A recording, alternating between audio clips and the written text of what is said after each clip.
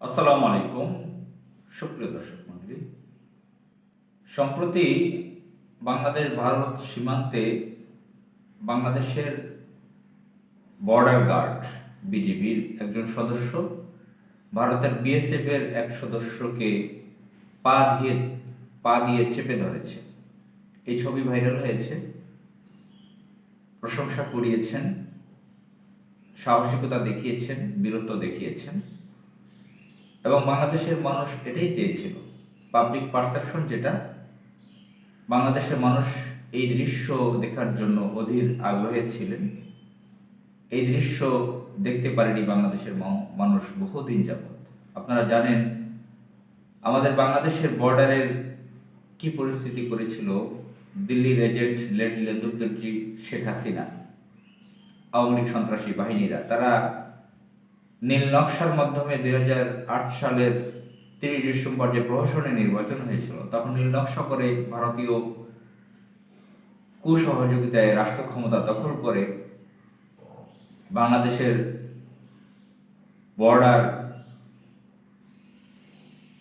বর্ডারের নিরাপত্তা তারা ধ্বংস করে দেয়, অরক্ষিত করে দেয়। আমাদের বর্ডার, আমাদের সীমান্তকে অরক্ষিত করে দেয়।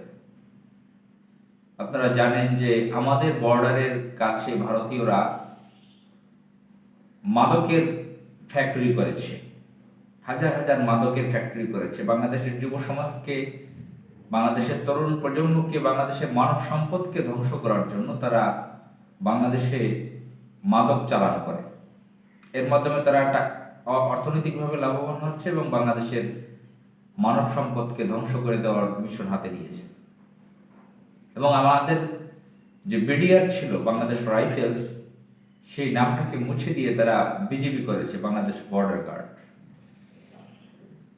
এটা করেছে প্রণব মুখার্জি, ছিল প্রণব মুখার্জি, শেখ হাসিনার গার্ডিয়ান, কংগ্রেস পার্টির নেতা, একসময় পররাষ্ট্রমন্ত্রী ছিলেন ভারতের, কংগ্রেস পার্টির সিনিয়র নেতা।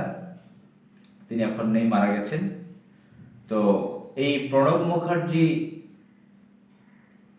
বিনা সিকরি ভারতীয় পররাষ্ট্র সচিব ছিলেন। পিনাকি ছিল পিনাক রঞ্জন, ভারতীয় হাইকমিশনার ঢাকায় নিযুক্ত। এ ধরনের বহু লোকরা ইউরোপীয় ইউনিয়ন, মার্কিন দূতাবাস, ওয়ার্ল্ড ব্যাংক, ইউনাইটেড নেশনস সকলকে কাজে লাগিয়ে তাদেরকে পরামর্শ দিয়ে বাংলাদেশে 2009 সালে ভারতীয় আধিপত্যবাদ প্রতিষ্ঠা করেছিল। বাংলাদেশে ভারতীয় আধিপত্যবাদকে রাষ্ট্র ক্ষমতায় বসিয়েছিল আওয়ামী লীগ সন্ত্রাসী বাহিনীকে। তারা বাংলাদেশের বর্ডার খালি করে দিয়েছিল, বিডিআর নাম চেঞ্জ করে তারা বিজিবি নাম দিয়েছিল।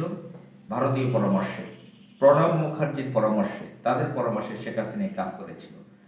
আপনারা জানেন যে 2008 সালের 30 ডিসেম্বর যে প্রহসনের নীল নকশা নির্বাচন হয়, আওয়ামী লীগ অবৈধভাবে রাষ্ট্র ক্ষমতা দখল করার ফলে 2009 সালের 25-26 ফেব্রুয়ারি ঢাকার ধানমন্ডির পিলখানায় বিডিআরের সদর দফতরে কিভাবে সামরিক অফিসার 57 জন উচ্চপদস্থ কর্মকর্তা অফিসারকে কিভাবে মেরে ফেলা হয় এবং অন্যান্য আরো বেসামরিক ব্যক্তিদের সহ মোট 70 জনকে সম্ভবত মেরে ফেলা হয়েছে। 57 জন অফিসার তো কারেক্ট, তারা ছিল সাহসী অফিসার, দেশপ্রেমিক অফিসার।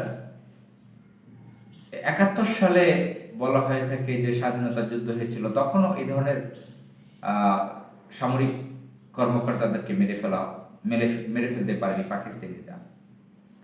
57 জন অফিসারকে শেখ হাসিনা ভারতীয় পরামর্শে এবং ভারতীয়রাই মেরে ফেলেছে, শেখ হাসিনাকে জানিয়ে শেখ হাসিনা সহযোগিতা করেছে। এটা স্পষ্ট ব্যাপার। এখন সেটা নিয়ে মামলা চলছে, আলোচনা চলছে। তো এরপর থেকে আমাদের বর্ডারের অবস্থা খুব খারাপ, অরক্ষিত। আপনারা জানেন যে 57 জন অফিসারকে মেরে ফেলা হয়েছিল, তারা অনেকেই বিডিআর এ ছিল।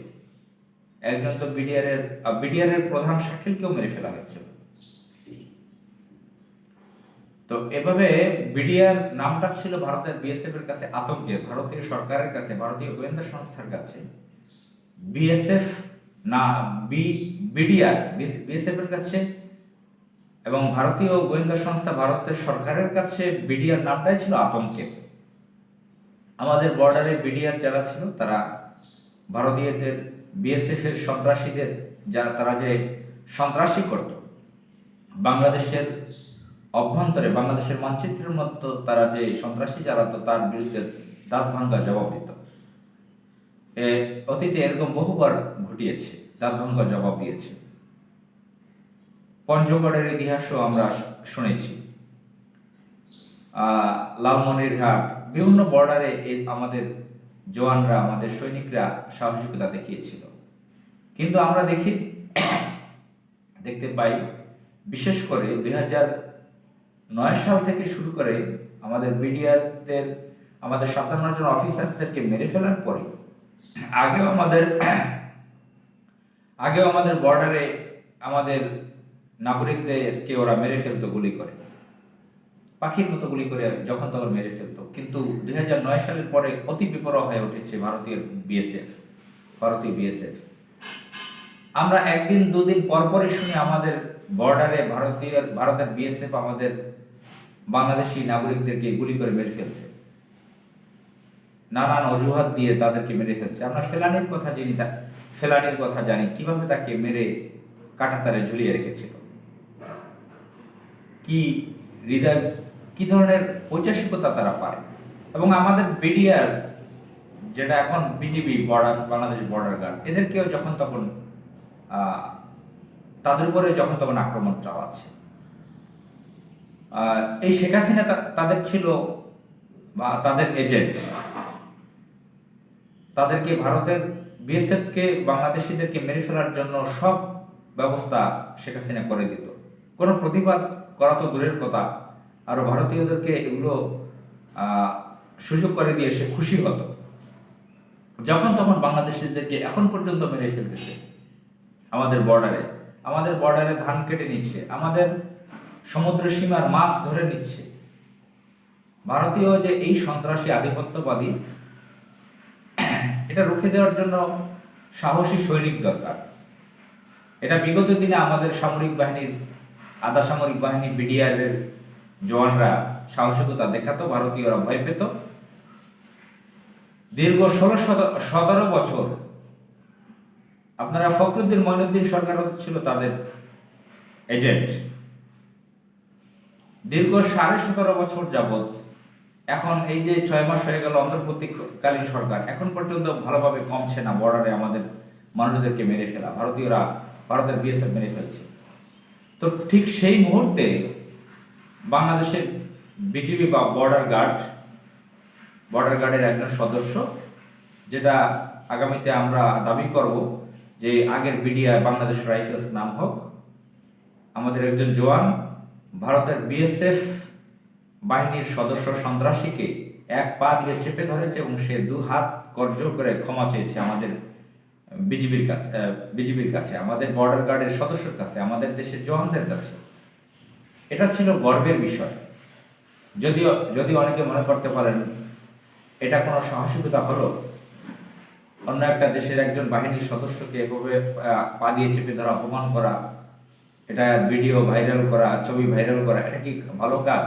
এটা অনেকে নেতিবাচক আলোচনা করতে পারেন, যারা অন্ধ, ব্লাইন্ড, ভারতের মদতপুষ্ট, ভারতের স্পাই এজেন্ট, তাদের কাছে। বিগত বছরগুলোতে বাংলাদেশের মানুষকে যেভাবে নির্বিচারে মেরে ফেলেছে, যে অত্যাচার, নির্যাতন, আগ্রাসন চালিয়েছে, এই সময়ে বাংলাদেশের বর্ডার গার্ডের একজন সদস্য জওয়ান এভাবে সাহসিকতা দেখিয়েছে, এটা আসলেই সাহসিকতা। সে ধন্যবাদ পাওয়ার অধিকার রাখে। এগিয়ে চলুক আমাদের বাংলাদেশের সকল বাহিনী। আসসালামু আলাইকুম।